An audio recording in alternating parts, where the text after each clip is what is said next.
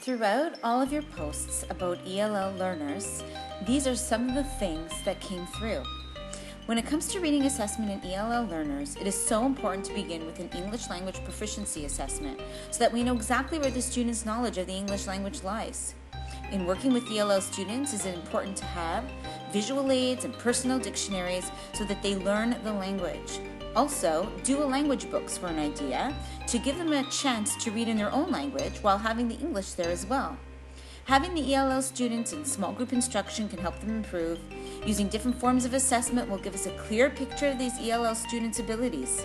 We need to be open to modifying the ELL students' program and then evaluate them on their modified expectations. Then, we can take the time to choose appropriate resources for each of them. Assessment throughout is crucial, since as the learner becomes more proficient in the language, it would be important to change supports as needed. Finally, it is not up to the ELL teachers to take full responsibility for these students. Classroom teachers should be familiar with the stages of development, since they need to know how they can best support their ELL students.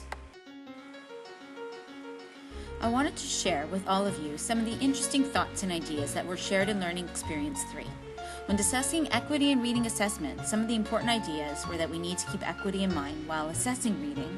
Students need to be included in the assessment process and have chances to self-assess and be part of coming up with the success criteria. Also, a variety of assessment tools need to be used to target all the students' needs in order to instill confidence in our students. What we teach, and not just how we assess, needs to be thought out carefully. The curriculum should be applicable to the real world, and we need to be aware of others' cultures, beliefs, interests, and opinions in order to engage all our students.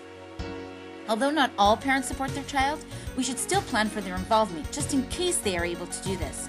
Finally, giving students numerous chances to demonstrate their understanding is crucial if we really want them to reach their full potential. This is why formative assessment must be part of the mix.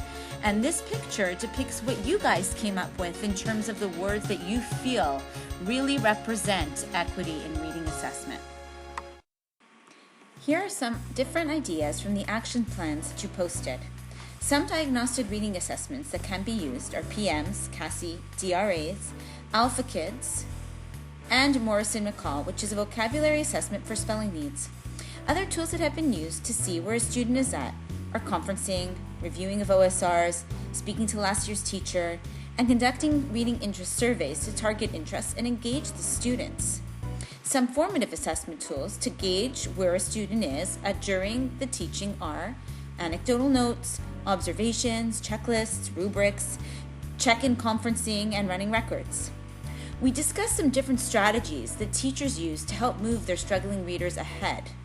And those are to create a comfortable, inclusive learning environment, conduct small group assessment focusing on word work, taking words apart, word endings, word families, practice high frequency words at home with parents, pick books strategically, reading comprehension strategies focusing on the easier to grasp ones like making connections and visualizing, allowing for more think time, pre-teaching vocabulary, develop a home reading program, provide graphic organizers, including a Go chart where students can share thoughts before, during, and after reading.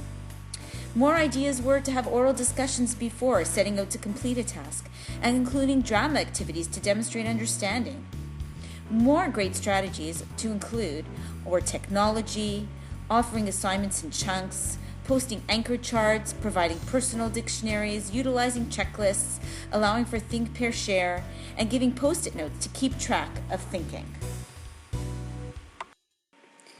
And you continued to have so many amazing ideas of different activities that can be used with these students who are struggling in their reading. Some of you offer different technology ideas. Tumblebooks and Starfall are great resources where students can practice their reading by listening to stories online and playing word games. Also, singing rhyming songs and playing rhyming bingo can be effective.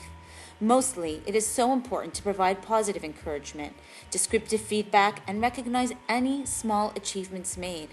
It would be crucial to utilize parent volunteers and peer tutors and have them coached in how to use reading strategies to help students continue to improve. Also, collaborative discussions with other teachers to find as many strategies as possible to help with the struggling reader. When thinking about our students who are struggling in reading, it would be critical to offer accommodated assessments, a mix between oral, written, using technology, etc.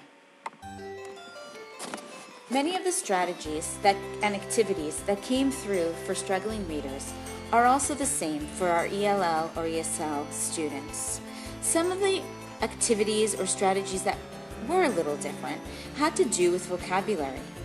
One was to introduce the vocabulary in a story through picture walks so that the students can see the pictures to help them understand what they're going to be reading about. Also, providing them with picture dictionaries is helpful in that they can make connections between the words and what they mean. Computer programs to help with vocabulary are also quite useful, depending on which translator you're using. And Reader's Theater can also help in the repetition and the practice and understanding what the story is about. A CD or recording of vocabulary is helpful so the student can hear the words that they need to learn. All of these things give them the extra boost that they need so that they can reach their full potential, just like everyone in the class.